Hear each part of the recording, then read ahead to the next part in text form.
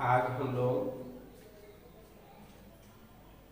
12th class के पादप प्रजनन चैप्टर में फूल की प्रारूपिक रचना को सीखने, समझने और पढ़ने का प्रयास करेंगे। सबसे पहले जानेंगे कि फूल क्या है। फूल या पुष्प, फ्लावर, किसी पुष्पी पौधे का प्रजनन अंग है, जिसके अंदर परागकण और अंडाणु का निर्माण होता है। इस परागकण और अंडाणु के निषेचन से, फर्टिलाइजेशन से जाइगोट का निर्माण होता है। जाइगोट के वृद्धि और विकास के उपरांत अंडाशय फल का निर्माण करता है और अंडाशय के अंदर पाया जाने वाला बीजांड या ओव्यूल बीज का निर्माण करता है। बीज के अंकुरण से नए पौधे का जन्म होता है। प्रारूपिक फूल, टिपिकल फ्लावर, हम उस पुष्प को कहते हैं जिसमें पुष्प के चारों चक्र पाए जाते हैं और चारों चक्र के साथ साथ आवश्यक भाग भी उपस्थित रहता है, पाया जाता है। ऐसे पुष्प को हम लोग उसका प्रजनन अंग कहते हैं। जैसा कि आप जानते हैं कि यह अंडाणु है और अंडाणु के दोनों बगल में यह कोशिका है, जिसको हम सिनर्जिड सेल कहते हैं। यह सेकेंडरी सेल का केंद्रक है। यह एंटीपोडल सेल। फूल का सबसे बाहरी हरे रंग का पत्ती के समान चक्र कैलिक्स कहलाता है। कैलिक्स के अंदर प्रकाश संश्लेषण के द्वारा, फोटोसिंथेसिस के द्वारा भोजन का निर्माण होता है। यह कैलिक्स कली की अवस्था में फूल की रक्षा भी करती है। फूल का दूसरा रंगीन चक्र, जो नीला, पीला, गुलाबी, अन्य कलर का हो सकता है, कोरोला कहलाता है और कोरोला की इकाई को दल पत्र या पेटल कहा जाता है। फूल का तीसरा चक्र पुंगक कहलाता है, जिसके अंदर परागकण का निर्माण होता है और फूल का चौथा मादा जनन चक्र गाइनीशियम कहलाता है। कैलिक्स की इकाई को सेपल कहा जाता है, कोरोला की इकाई को पेटल, एंड्रोसियम की इकाई को एस्टामेन, गाइनीशियम की इकाई को कार्पेल कहा जाता है। कैलिक्स और कोरोला को हेल्पिंग हॉर्स, सहायक चक्र के नाम से जाना जाता है, क्योंकि यह प्रजनन में सहायता करता है। कली की अवस्था में उस फूल की रक्षा करता है, जबकि पुंगक और जायंग को फूल का आवश्यक चक्र कहा जाता है। इसके बिना प्रजनन का काम संभव नहीं है। पुंगक के अंदर परागकण का निर्माण माइक्रोस्पोरोजेनेसिस के द्वारा होता है, जबकि गाइनीशियम के ओवरी के अंदर अंडाणु का निर्माण मेगा स्पोरोजेनेसिस की क्रिया के द्वारा होता है। पूर्ण पुष्प उसको कहते हैं जिस फूल के चारों चक्र पाए जाते हैं। यदि चारों चक्र में से कोई चक्र अनुपस्थित रहता है उसको अपूर्ण पुष्प कहा जाता है। जिस फूल में नर जनन अंग एंड्रोसियम पाया जाता है, मादा जनन अंग अनुपस्थित रहता है, उसे एस्टामिनेट फ्लावर कहते हैं। और जिस फूल में केवल मादा जनन अंग पाया जाता है, नर जनन अंग अनुपस्थित रहता है, उसे पिस्टिलेट फ्लावर कहते हैं। फूल एक लिंगी या द्विलिंगी हो सकता है। नपुंसक पुष्प न्यूटर फ्लावर ऐसे फूल को कहते हैं जिसमें नर और मादा जनन अंग एंड्रोसियम तथा गाइनेसियम दोनों ही अनुपस्थित होता है, कोई नहीं पाया जाता है। ऐसे फूल इसमें डंठल पाया जाता है पेडिसिलेट फ्लावर कहते हैं। और जिस फूल में डंठल नहीं पाया जाता उसे सेसाइल फ्लावर कहते हैं। ऐसा फूल जो कभी खिलता नहीं है उसे बंद पुष्प या क्लिस्टोगैमस फ्लावर कहा जाता है। और ऐसा फूल गूलर का फूल होता है जिस बाइसेक्सुअल फ्लावर में एंड्रोसियम अर्थात एस्टामेन पहले परिपक्व होता है प्रोटेंड्री कहलाता है। और जिस फूल में मादा जनन अंग गाइनेसियम या कार्पेट पहले परिपक्व होता है प्रोटोगाइनी कहलाता है। हार्कोगैमी एक ही फूल के एंड्रोसियम और गाइनेसियम के बीच कोई भौतिक अवरोध पाया जाता है जो परागण की क्रिया के दौरान उसी फूल के एंथर से परागकण निकल करके जब स्टिग्मा पर पहुंचने की बात होती है उसको रोक देता है। फूल एक लिंगी और द्विलिंगी हो सकते हैं। एक लिंगी नर पुष्प का संकेत, मादा पुष्प का संकेत और द्विलिंगी पुष्प का संकेत। फूल के डंठल का अगला फूला हुआ भाग जिस पर फूल के चारों चक्र पाए जाते हैं उसको पुष्पासन थैलेमस कहा जाता है।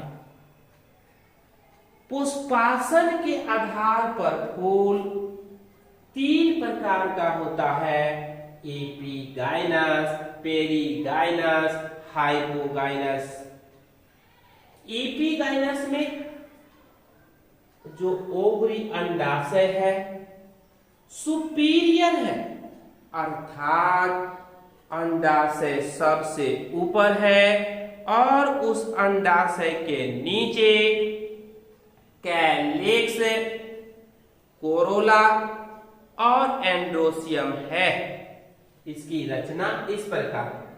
पेरिगाइनस पुष्पासन कटोरे के समान होता है जिसके अंदर पुष्पासन का आधा भाग रहता है। गाइनेसियम अंडाशय का आधा भाग पुष्पासन के अंदर है और शेष आधा भाग उस पुष्पासन से ऊपर है, बाहर है। और अन्य जनन चक्र कैलिक्स, कोरोला, एंड्रोसियम अंडाशय के बीचों बीच चारों तरफ से पाया जाता है। हाइपोगाइनस ऐसे फूल को कहा जाता है जिसमें पुष्पासन या थैलेमस कप के समान हो और पूरा का पूरा अंडाशय कप के अंदर रहे, जबकि शेष चक्र कैलिक्स, कोरोला, एंड्रोसियम उस अंडाशय से ऊपर रहे, हाइपोगाइनस कहलाता है। कुछ फूल में कैलिक्स के नीचे एक पत्तीनुमा संरचना पाई जाती है जिसको सहपत्र ब्रैक्ट कहा जाता है। यह ब्रैक्ट अगर हरे रंग का है तो सेपेलोइड ब्रैक्ट, अगर रंगीन है तो उसे पेटलोइड ब्रैक्ट कहते हैं। यह ब्रैक्ट कली की अवस्था में फूल की रक्षा करता है। कुछ पौधों में ब्रैक्ट के नीचे भी कुछ रचना पाई जाती है पत्ती के समान, जिसको ब्रैक्टियोल सहपत्र कहा जाता है। पूर्ण पुष्प के 4 चक्र होते हैं। बाह्य दल पुंज यह फूल का सबसे बाहरी चक्र है जो हरे रंग का होता है। फूल का सबसे बाहरी चक्र है जो हरे रंग का है। यह ग्रीन कलर का है, ग्रीन है। और आउटर मोस्ट सबसे बाहरी गोल है। और यह क्या करता है? कली की अवस्था में फूल का प्रोटेक्शन करता है, फूल की रक्षा करता है और फोटोसिंथेसिस का काम करके प्रकाश संश्लेषण का काम करके भोजन का निर्माण करता है। इसकी इकाई को यूनिट ऑफ कैलिक्स, कैलिक्स की इकाई को सेपल कहा जाता है। यह पॉलीसेपलस अर्थात सभी बाह्य दल पत्र कैलिक्स एक दूसरे से अलग अलग हो तो उसे पॉलीसेपलस कहा जाता है। और जब किसी फूल के सभी कैलिक्स एक दूसरे से जुड़े हुए हो तो उसे गैमोसेपलस कहा जाता है। अब हम बात करते हैं कि यह फूल का जो दल पुंज है दूसरा और रंगीन चक्र है, रंगीन चक्र है जो परागण के लिए, पॉलिनेशन के लिए,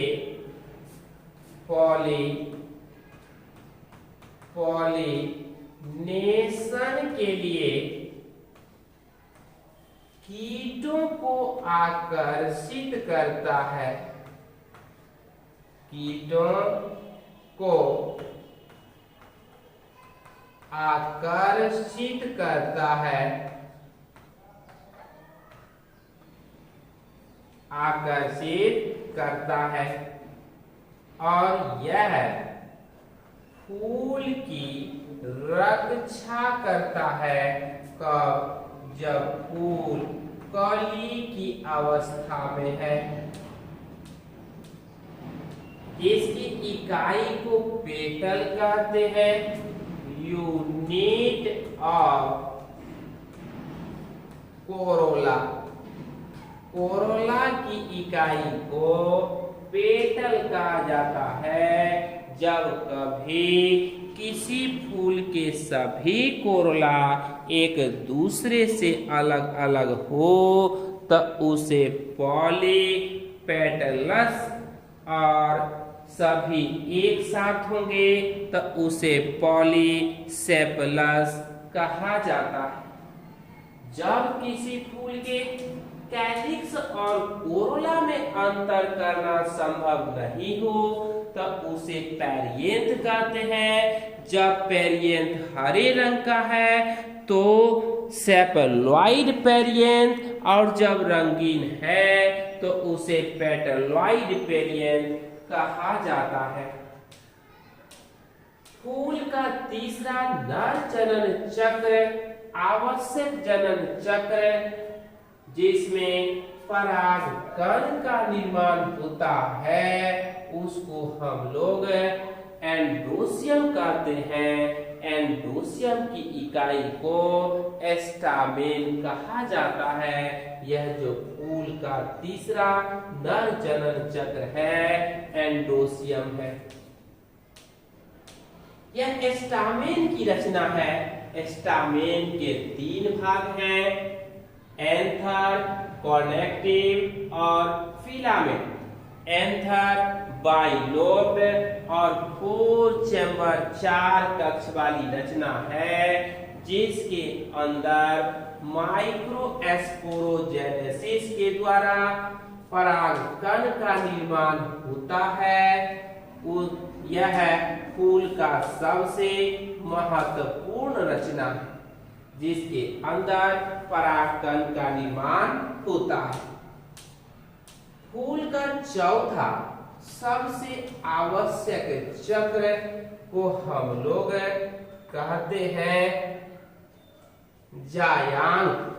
फूल के सबसे चौथे आवश्यक चक्र को हम जायांग कहते हैं। इसकी इकाई को कार्पेल कहा जाता है। इसके अंदर मेगा स्पोरोजेनेसिस के द्वारा अंडाणु का निर्माण होता है। गायनीशियम या कार्पेल के 3 भाग हैं, ओवरी, स्टाइल और स्टिग्मा। कार्पेल के 3 भाग हैं, ओवरी, स्टाइल और स्टिग्मा। ओवरी कार्पेल का सबसे निचला सबसे महत्वपूर्ण फूला हुआ भाग है, जिसके परिपक्व होने पर फल का निर्माण होता है निषेचन के बाद, और इसके अंदर जो बीजांड पाया जाता है, बीजांड के अंदर बीज का निर्माण होता है। बीजांड में जो छिद्र पाया जाता है उसे माइक्रोपाइल कहते हैं। बीजांड से एक डंठल नुमा रचना निकली रहती है, जिसे ओवरी की दीवार प्लेसेंटा से जुड़ी होती है, फ्यूनिकिल कहलाता है। फ्यूनिकिल के बढ़े हुए भाग को रैफे कहा जाता है। बीजांड के अंदर पाया जाने वाला छिद्र, जिससे जल और ऑक्सीजन कार्बन डाइऑक्साइड का आवागमन होता है, माइक्रोपाइल कहलाता है। माइक्रोपाइल के विपरीत सिरे को चैलेजा कहते हैं। बीजांड की दीवार को इंटेगुमेंट कहा जाता है। इंटेगुमेंट के भीतर न्यूसेलस की मोटी परत पाई जाती है और सबसे भीतर एक बड़ा कक्ष पाया जाता है, जिसे भ्रूण कक्ष या एम्ब्रियो सैक कहा जाता है। भ्रूण कक्ष के ऊपर की ओर चैलेजा वाले सिरे की ओर 3 कोशिकाएं पाई जाती हैं, जिसे एंटीपोडल सेल कहा जाता है। भ्रूण कक्ष के बीच में 2 कोशिकाएं पाई जाती हैं, जिसको सेकेंडरी सेल या सेंट्रल सेल कहा जाता है, और माइक्रोपाइलर इनकी ओर जो बीच में सबसे बड़ी कोशिका है अंडाणु कहलाती है, और अंडाणु के दोनों बगल में सिनर्जिड सेल पाई जाती है। बीजांड 5 प्रकार का होता है, ऑर्थोट्रोपस, एनाट्रोपस, हेमी एनाट्रोपस, एम्फिट्रोपस, कॉम्पाइलोट्रोपस, सर्सिनोट्रोपस। अब इसकी हम थोड़ी सी बात करते हैं कि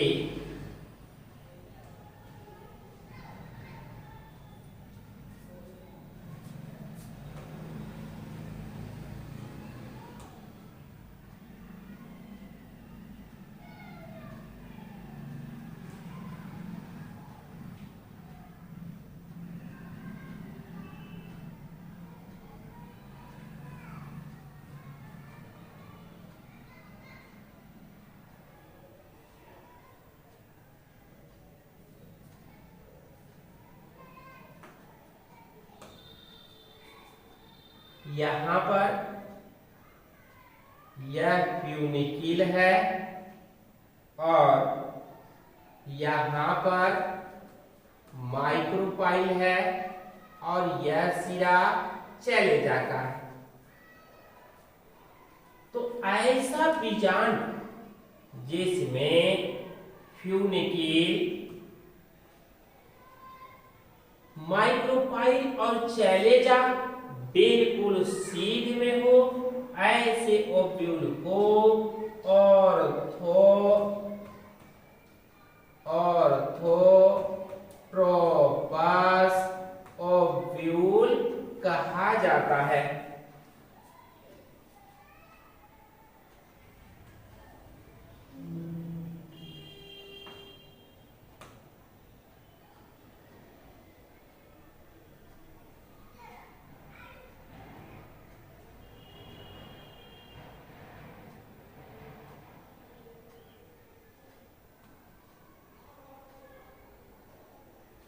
और ऐसा ओव्यूल जिसमें माइक्रोपाइल फ्यूनिकिल के काफी करीब हो, उस ओव्यूल को हम लोग एनाट्रोपस ओव्यूल कहते हैं।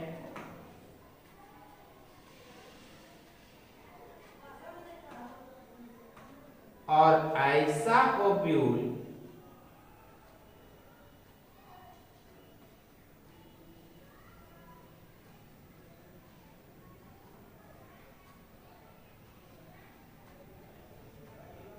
जिसमें माइक्रोपाइल, चैलेजा और फ्यूनिकिल, माइक्रोपाइल से थोड़ा दूर फ्यूनिकिल हो तो इसको हम लोग हेमी एनाट्रोपस ओव्यूल कहते हैं। उसके बाद ऐसा ओव्यूल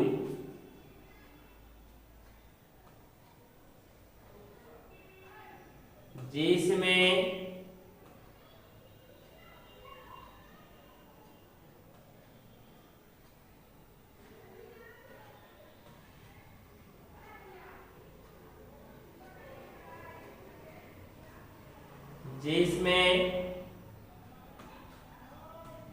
माइक्रोपाइल और चैलेजा एक दूसरे के 90 डिग्री के एंगल पर हो तो ऐसे ओव्यूल को एम्फीट्रोपस ओव्यूल कहा जाता है। और ऐसा ओव्यूल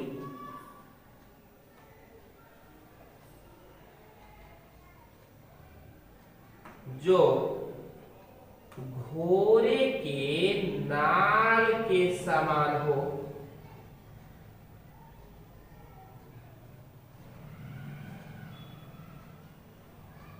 ऐसा ओव्यूल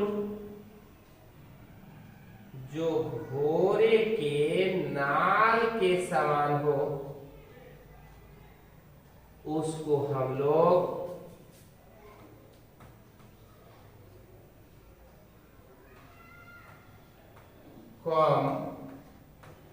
पाइलोट्रोपस ओव्यूल कहेंगे। और ऐसा ओव्यूल जिसके अंदर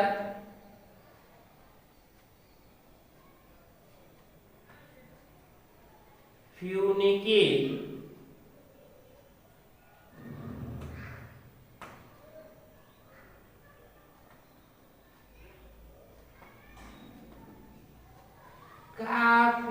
लंबा हो और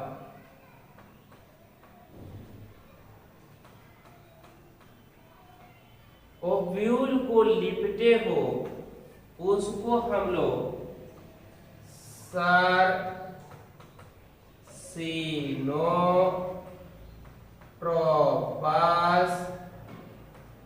ओव्यूल कहते हैं।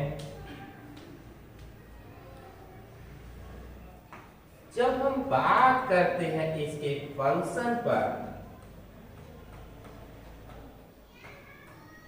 फंक्शन की बात करते हैं तो ओवरी अंडाशय परिपक्व होकर के फल का निर्माण करता है, जबकि ओव्यूल परिपक्व होकर के सीड का बीज का निर्माण करता है।